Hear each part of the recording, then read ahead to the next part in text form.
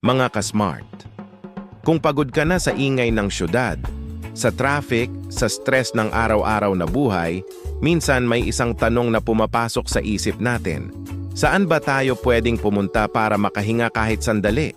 Hindi yung kailangan mong sumakay ng eroplano.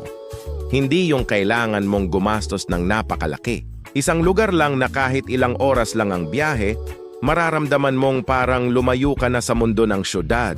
At ngayong araw pupunta tayo sa isang lugar sa Bulacan na unti-unting sumisikat sa mga riders, campers, at mga taong mahilig sa road trip.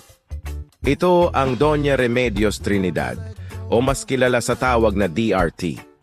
Maraming nagsasabi na kapag nakarating ka dito, parang ibang mundo na ang pakiramdam.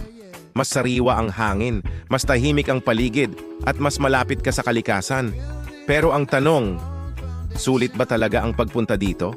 Samahan niyo ako ngayon para makita natin kung bakit dinadayo ng napakaraming tao ang lugar na ito.